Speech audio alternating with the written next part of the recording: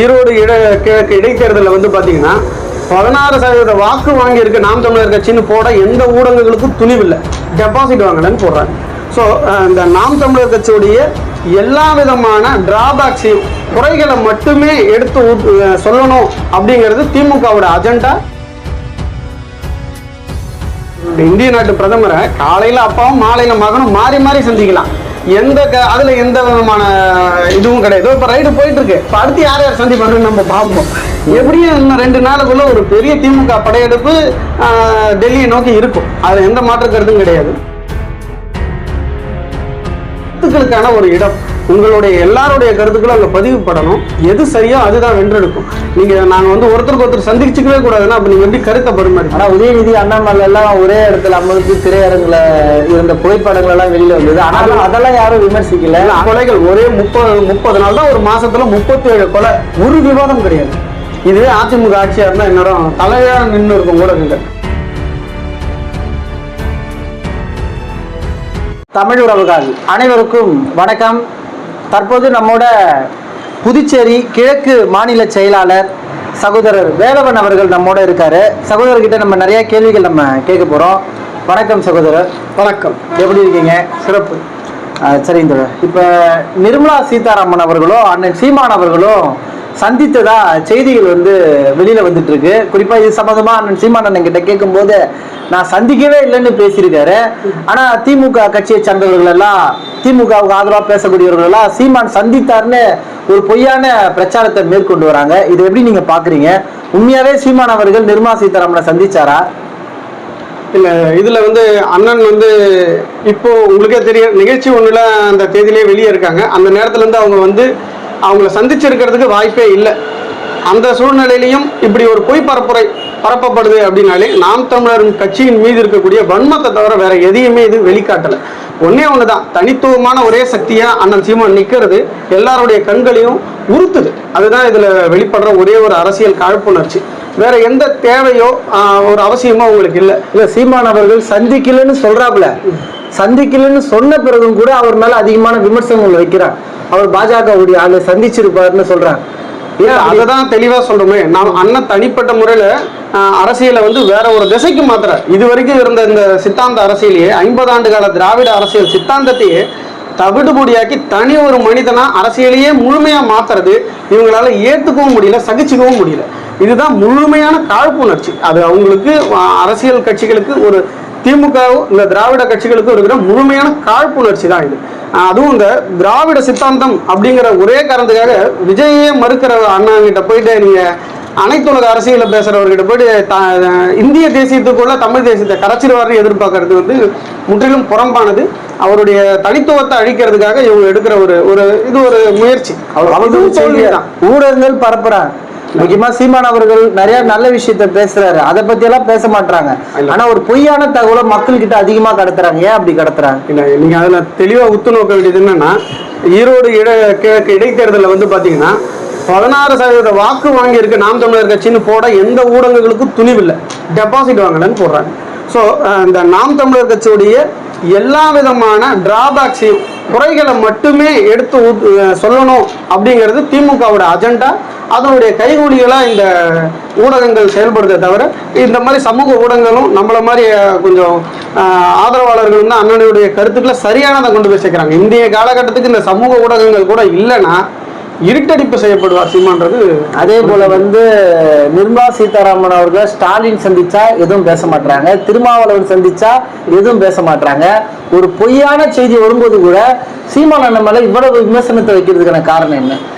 நீங்க அவங்க எல்லாம் சந்திச்சா அது நாகரிகத்துக்காக சந்திக்கலாம். அதுதான் நீங்க என்ன சிந்தனையின் வெளிப்பாடு என்னன்னா, காலையில அப்பா மாலையில புள்ளன்னு பாரத நாட்டு பிரதமரை சந்திக்கிறக்கூடிய ஒரே ஆற்றல் பெற்ற கட்சி வந்து திமுக மட்டும்தான். இந்திய நாட்டு பிரதமரை காலையில அப்பாவும் மாலையில மகனும் மாறி மாறி சந்திக்கலாம். அதுல எந்த விதமான இதுவும் கிடையாது. இப்ப ரைடு போயிட்டு இருக்கு. இப்ப அடுத்து யார் யார் சந்திப்பாங்கன்னு நம்ம பார்ப்போம். எப்படியும் இன்னும் 2 நாளுக்குள்ள ஒரு பெரிய திமுக படையெடுப்பு டெல்லியை நோக்கி இருக்கும். அதுல எந்த மாற்று கருத்தும் கிடையாது. ஆனா முழுமையான திமுக வந்து முழுமையான பாஜகவின் கைகூலியா இருக்கிறது திமுக தான். அவங்க அங்க ஒரு திட்டம்னு சொன்னா போதும், உடனே இங்க இம்ப்ளிமெண்ட். அவங்களுக்கு ஆதரவானது மத்திய அரசின் பாடத்திட்ட கொள்கையா, மத்திய அரசினுடைய எந்த விதமான திட்டங்களா இருந்தாலும் முந்திக்கிட்டு முதல்ல சேர்ந்து பாஜக ஆள்ற மாநிலங்கள் கூட கிடையாது, திமுக தான். நீங்க கொள்கை ரீதியாவே அதை கொள்கைன்ற ஒன்னையே விட்டுட்டு பாஜகவின் கைப்பாவையா தான் திமுக அரசு இருக்கு. இவங்களுக்கு எந்த விதமான அடிப்படை தகுதியும் இல்லை. அதே போல SRMல இன்னைக்கு ஒரு நிகழ்ச்சி நடந்தது. அந்த நிகழ்ச்சியில வந்து சீமான் அவர்களும் அண்ணாமலை அவர்களும் ஒரே மேடையில வந்து தோன்றிருக்காங்க. இப்ப திராவிட ஆதரவாளர் என்ன சொல்றாங்கன்னா, சீமான் பாஜகவை எதிர்க்கிறேன்னு பேசுறாரு, ஆனா ஒரே மேடையை பகிர்ந்துருக்காருன்னு சொல்லிட்டு விமர்சனம் பண்றாங்க. இல்ல ஒரு எப்படி பாக்குறீங்க? இல்ல ஒரு பொது நிகழ்ச்சி, அதுதான் இந்த திமுகவுடைய இந்த திராவிட ஆட்சிகள்ல இங்க முற்றிலுமா அழிக்கப்பட்டிருக்கிறது. இதான் என்னன்னா ஒரு பொது நாகரிகம், அது முழுமையா கிடையாது. பொது நாகரிகம், ஒரு பொது சிந்தனை, அதை பத்தின எந்த விதமான எதுவுமே இல்லைன்னா தான் அவன் ஒரு அரசியல்வாதி அப்படின்னு திமுக வந்து கட்டமைச்சிருக்கு. ஒரு திமுக கட்சிக்காரன் பார்த்தீங்கன்னா அதிமுக கட்சிக்காரோட கூட பேச மாட்டான். அது ஒரு மனித வெறுப்பையே வந்து திமுக வந்து வளர்த்து வச்சிருக்கு. இந்த சிந்தனைகள்ல இருந்து அண்ணன் முரண்படுற, இது ஒரு பொது மேடை, பொது நாகரிகம். 10 பேர் சேர்ந்து உங்க கருத்துக்களை பகிர்ந்து சரியானது எதுவோ அதை வந்து நீங்க உங்க வாதத்தால வென்றெடுக்கிறது தான் அரசியல். அரசியலுங்கிறது கருத்துக்களுக்கான ஒரு இடம். உங்களுடைய எல்லாருடைய கருத்துக்களும் அங்கே பதிவுப்படணும். எது சரியோ அதுதான் வென்றெடுக்கும். நாங்கள் வந்து ஒருத்தருக்கு ஒருத்தர் சந்திச்சுக்கவே கூடாதுன்னா அப்போ நீங்கள் எப்படி கருத்தை பரிமாறி? ஆனால் உதயநிதி அண்ணாமலை எல்லாம் ஒரே இடத்துல அமர்ந்து திரையரங்குல இருந்த புகைப்படங்கள் எல்லாம் வெளியில வந்தது. ஆனாலும் அதெல்லாம் யாரும் விமர்சிக்கல. அதுதான் இந்த திமுகவினுடைய கைகூலிகளை பொது ஊடகங்கள் இருக்கு. அனைத்து பொது ஊடகங்களும் எப்படி சொல்லுவாங்க, அந்த செய்தி ஊடகங்கள்லேருந்து காட்சி ஊடகங்கள்லேருந்து அனைத்துமே திமுகவை பற்றின எந்த விதமான நெகட்டிவ் விஷயத்தையும், அவங்களுக்கு குறை இருக்கிற எந்த விஷயத்தையும் வெளியே சொல்ல மாட்டாங்க. அதை பற்றி விவாதம் கூட பண்ண மாட்டாங்க. தொடர் கொலைகள் ஒரே 30 நாள் தான், ஒரு மாசத்துல 37 கொலை, ஒரு விவாதம் கிடையாது. இதுவே அதிமுக ஆட்சியா இருந்தால் என்னிடம் தலையா நின்று இருக்கும் ஊடகங்கள். அதுலேயும் ஒருத்தர் இந்த பாட்டு பாடிக்கிட்டே சுற்றி வருவார். அவரு இப்பெல்லாம் எந்த சந்தில பொந்துல கோவலன் தெரியுது, அதை சொல்லக்கூடாதுன்னு சொல்றேன். அவரு எந்த பொந்துல இருக்கிறாருன்னு தெரியாது. அவரை முழுக்க அந்த திமுக எதிர்ப்பாளர்கள் யாருன்னு பார்த்து அவங்களுக்கு மட்டும்தான் அவரு அந்த பாட்டு பாடுறதுலேருந்து நடனம் ஆடுற வரைக்கும் எல்லாம். அதே போல பாண்டிச்சேரியில வந்து தொடர்ச்சியா ஆசிரியர்கள் வந்து போராட்டம் பண்றாங்க. என்ன கோரிக்கையை முன் வச்சு அவங்க போராட்டம் பண்றாங்க? அவருடைய கோரிக்கையை இன்னும் அரசியா கேட்காம இருக்கு. அது மிக வேதனையான விஷயம். அது நம்ம கொரோனா காலகட்டத்தில் நம்ம முழுக்க இணைய வழி கல்வியை தான் பயன்படுத்தணும். யாருமே பள்ளிக்கு வர முடியல. அப்போ இணைய வழி கல்வி பயன்பாட்டுக்கு ஏற்ற ஆசிரியர்களை நீங்கள் தகுதியின் அடிப்படையில் தான் தேர்வு செஞ்சீங்க. அதை வந்து முழுமையாக ஒத்துக்கணும் அரசாங்கம். நீங்கள் வந்து ஒன்றும் சும்மா நீங்கள் வரவங்களாம் வாங்க ஆசிரியர் வேலை தரலாம் தரலை. ஒவ்வொருத்தரும் தனிப்பட்ட தேர்வு வச்சிங்க. அதில் அவங்க தேர்ச்சி பெற்றாங்க. அந்த தேர்ச்சியின் அடிப்படையில் மதிப்பின் அடிப்படையில் தான் நீங்கள் அவங்கள பணியமர்த்தினீங்க. அது தற்காலிக பணியாகவே இருக்கலாம். ஆனால் இன்னைக்கு அது வந்து அன்னைக்கே நீங்கள் சொன்னது என்னன்னா, அவசர காலத்தில் எப்படி ஒரு பேரிடர் காலத்தில் ஒரு எதிர்கால தலைமுறையோட கல்வி கேள்விக்குறியாக வேண்டிய கட்டாயத்தில் அவங்க இந்த அரசாங்கத்துக்கும் இந்த சமுதாயத்துக்கும் வந்து கை கொடுத்தவங்க. இது மிகப்பெரிய உதவி. அவங்க மருத்துவர்கள் எவ்வளோ பெரிய உதவி செஞ்சாங்களோ அதுக்கு இணையான உதவி இந்த ஆசிரியர்கள் செஞ்சது. ஏன்னா 2 வருஷம் நீங்கள் பள்ளி கல்வியை முடக்கிருந்தீங்கன்னா அத்தனை தலைமுறையோட வாழ்க்கையை குப்பமடா போயிருக்கும். அவன் படிப்புல இருந்து சிந்தனை போயிருக்கும், நாட்டம் போயிருக்கும், அவன் எதிர்காலமே கேள்விக்குறியா இருக்கும். அப்படி ஒரு சமூகமே தலைகீழா மாற வேண்டியதை தடுத்து நிறுத்தியிருக்காங்க. ஒரு சமூகத்தின் மிகப்பெரிய புரட்சி இது. அவர்களை நீங்க வந்து போற போக்குல உதாசனப்படுத்துறதுங்கிறது ஒரு ரொம்ப அபத்தமான செயல். இதை படித்த ஆட்சியாளராக இருக்கக்கூடிய ஐயா ரங்கசாமி கிட்ட இருந்து நாங்கள் எதிர்பார்க்கல. சட்டம் பயின்றவர், எதிர்கட்சியா இருக்கிற ஐயா இவர் நாராயணசாமி உட்பட எல்லாம் சட்டம் பயின்றவர்கள், படித்தவர்கள். அவங்களுடைய வேதனை என்னன்னு உங்களுக்கு தெரியும். அவங்கள நம்பி ஒரு குடும்பம் இருக்கு. இந்த சமுதாயத்துக்காக எல்லாத்தையும் கொரோனா காலகட்டத்திலேருந்து எல்லாத்தையும் இழந்து அவங்க ஒரு தற்காலிக, நீங்க ஒன்றும் பெருசாக சம்பளம் கொடுக்கல, என்ன 15,000 ரூபா கொடுத்துருப்பீங்க தற்காலிக பணியில. இத்தனை ஆண்டு காலம் அதை சகிச்சுக்கிட்டு அவங்க ஏன் வேலை செய்யணும்? தேவையில்லை அப்படின்னு விட்டுட்டு போகலாம்ல. கொரோனா முடிஞ்சு போச்சு, பிரைவேட் ஸ்கூல்ல போய் அவங்க வேலைக்கு சேர்ந்துருக்கலாம். இந்த அரசாங்கத்தின் மீது மேல இந்த மக்களுக்காக நம்ம உழைச்சிருக்கோன்றதுக்காக இது வந்து இது ஒரு ஆசிரியர் போராட்டமா பொதுமக்கள் பார்க்க கூடாது. இது இந்த சமுதாயத்துக்கான போராட்டம். அவங்க இந்த சமுதாயத்துக்காக தான் பங்களிப்பு பண்ணாங்க. ஒவ்வொருத்தரும் இதை எடுத்து கேள்வி கேட்கணும். நாம் தமிழர் கட்சி துணை நின்றது, தொடர்ச்சியா துணை நின்னார்கள். புதுச்சேரி நாம் தமிழர் கட்சி ஆசிரியர்கள் மயக்கம் அடைஞ்சலாம். அதுல அந்த நேரத்துல வந்து அண்ணன் திரு ரமேஷ் அவர்கள், அப்புறம் தொடர்ச்சியா களத்துல நின்ன திரு காமராஜ், இந்த மாதிரி புதுச்சேரி மாநிலத்துல இருந்து நாங்களும் போயிருந்தோம். நம்மளால ஒரு நேரம் போக முடிஞ்சது. அப்புறம் திரு அக்கா கௌரி வந்து அங்கேயே இருந்தாங்க. இரவு முடிகிற வரைக்கும் இரவு நேர போராட்டம். அன்னைக்கு வந்து அரெஸ்ட் பண்ற சூழ்நிலை இருக்கும்போது மகளிர் பாசறையிலேருந்து அக்கா கௌரி போய் நின்னாங்க. தொடர்ச்சியா களத்துல நாம் தமிழர் கட்சி அவங்களுக்கு போராட்டம் முடிகிற வரைக்கும் நின்று இதனுடைய வெளிப்பாடு நாங்கள் வந்து அமைச்சருக்கு தான், முதலமைச்சருக்கு தான் கோரிக்கை வைக்கிறோம். ஒரு ஐயா கல்வித்துறை அமைச்சர் வந்து இதை பத்தி அவருக்கான அக்கறை இல்லை. நாங்க வந்து கோரிக்கை வைக்கிறது, அவர் வந்து பாஜகவின் கைகூலியாக தான் இருக்காரு. இன்னும் கல்வித்துறை அமைச்சர் அவர் இல்லை. பொதுமக்களுடைய பிரச்சனையை பத்தி அவருக்கு கவலை இல்லை. அவர் வந்து கோயில் திருவிழாக்கள், கல்யாண மேடை, காதுகுத்திகள், இதுலேயே தான் அவருடைய இருக்கிறது. அரசு நிகழ்ச்சிகளை பெருசா அவருடைய பங்களிப்பு இல்லை. ஐயா ரங்கசாமி அவர்கள் வந்து முதலமைச்சர் ரங்கசாமி அவர்கள் இதை கருத்தில் கொண்டு அவர்களுக்கான வாழ்வாதாரத்தை காப்பாற்றுறது உங்ககிட்ட இருக்கு. அது இந்த சமுதாயத்துக்கானது, நீங்க செய்வீங்க நம்பர். அதே போல தமிழ்நாட்டுல வந்து பல இடங்கள்ல தமிழை அழிச்சிட்டாங்கன்னு சொல்லலாம். படிக்கிற அந்த படிப்பு கல்வியில கூட தமிழ் இல்லாத சூழல் தான் இருக்கு. பாண்டிச்சேரியில தமிழ் வாழுதா? இது ஆசிரியர்கள் தமிழ் இருக்கா? ஆசிரியர்கள் போராட்டத்தை விட இந்த மாணவர்கள் நிலைமை வந்து இதுவும் படுங்கேவலமா இருக்கு. பாதாள குழியில தள்ளி மூடிட்டாங்க. இந்த அதிமுக கூட தெரிஞ்ச பாஜக கூட தெரிஞ்சோ தெரியாமலோ ஐயா ரங்கசாமி வந்து ஒரு கூட்டணி வச்சதன் பேர்ல புதுச்சேரி மாநிலத்தின் உரிமைகளை மீட்கிறது. அவர் வச்ச ஒரே ஒரு காரணம், புதுச்சேரிக்கான மாநில அந்தஸ்தை பெற்றுத்தரேன். இன்னைய தேதி வரைக்கும் அவரால் அதை முடிக்க முடியல. அந்த 4 ஆண்டு காலம் முடிய போகுது.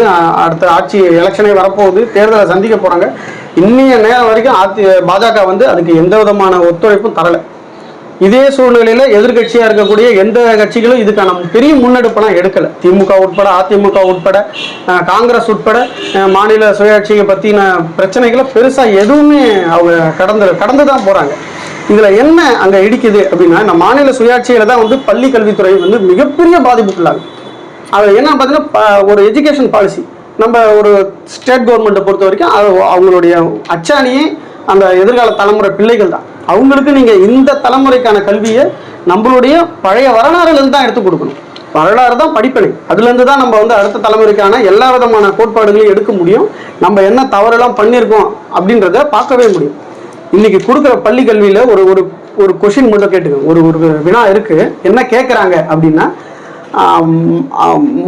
மாநிலங்கள் பிரிக்கப்பட்டது எதன் அடிப்படையில்? இது வந்து ஒரு சமூக அறிவியலுடைய கேள்வி. இதுக்கு நான் கண்ணெதிர்க்க பார்க்குறேன். குழந்தை ஒன்று படிக்குது. என்ன படிக்கிறார் அப்படின்னா, நிர்வாக கட்டமைப்புக்காக, நிர்வாக உதவிக்காக மாநிலங்கள் பிரிக்கப்பட்டதுன்னு படிக்கும்போது அப்படியே எனக்கு மனசு வெடிச்சிருச்சு. அப்படியே நின்றுட்டு அந்த நிமிஷம் நின்று திரும்பி பார்த்து என்ன படிச்சீங்கன்னு கேட்குறேன். நிர்வாக சீரமைப்புக்காக நாங்கள் வந்து மாநிலங்கள் பிரிச்சிருக்கோம் அப்படின்னு ஒரு பாடத்திட்டம் கல்வி கொடுக்குதுன்னா, அப்போ மொழி வழி பிரச்சனைகள் இங்கே முழுமையாக மழுங்கடிக்கப்படுது. ஒரு தலைமுறைக்கு மொழினா என்ன, இனம்னா என்ன, அந்த அந்த அடிப்படை அறிவியை வந்து டோட்டலாக காலி பண்ணுறாங்க. இது வந்து ஏற்றுக்கொள்ள முடியாத ஒரு மிகப்பெரிய துயரம். இது நமக்கு ஏற்கனவே இங்கே என்ன பிரச்சனைனா, தமிழ்நாட்டு கல்விக் கொள்கையை தான் படிச்சுட்டு இருந்தோம். புதுச்சேரி மாநிலத்துக்கான அந்த மாநிலத்துக்கான உரிமைகள், கல்வி கொள்கைகள் எதுவுமே இங்கே நமக்கு கிடையாது. ஏற்கனவே தமிழ்நாட்டுக்கிட்ட கடை வாங்கி தான் இங்கே எல்லாமே. தமிழ்நாடுல என்னவோ அதான் இங்க புதுச்சேரி. ஆனா இது ஒரு மாநிலம், இதுக்கு சிறப்பு வாய்ந்த பல வரலாறு இருக்கு. இது நாங்களும் ஏதோ 32 ஆண்டுகள் கடந்து வந்தாச்சு. எங்களுக்கும் முழுமையா தெரியாது. நாங்க இந்த அரசியல் வயப்பட்டு அண்ணன் சீமான் பின்னாடி வந்து எங்களுக்கான புத்தகங்களை தேடி படிக்கும் போது தான் புதுச்சேரிக்கான ஒரு தனி வரலாறு இருக்கு. நீங்க புதுச்சேரி வரலாறையே ஒரு புத்தகமா எழுதக்கூடிய அளவுக்கு மிக பெருசு அப்படிங்கிறது எங்களுக்கே தெரியும். திட்டமிட்டு தமிழர்களுக்கான வரலாற்றையே அழிக்கிறாங்க. தமிழ்நாட்டிலேயாவது அறகுறையா கொஞ்சம் இருக்கு. புதுச்சேரிக்குன்னு சுத்தமா பாரதியாரையும் பாரதிதாசனையும் விட்டா அந்த 2 பேர் தலைவர்கள் இருக்குன்னு நான் கொஞ்சம் பெருமைப்பட்டுக்கிறேன். மன ஆறுதல் இருக்கு. பட் ஆனால் மற்ற எந்த தலைவர்களும் மற்ற தலைவர்களை பற்றின ஒரு சிறு குறிப்பு கூட இல்லாமல் போனது புதுச்சேரியின் வரலாற்றில் மிக துயரமான செய்தி. சரிங்க சார், இவ்வளோ நேரம் பொறுமையா என்னுடைய கேள்விக்கு பதிலளிச்சதுக்கு நன்றி. நன்றி.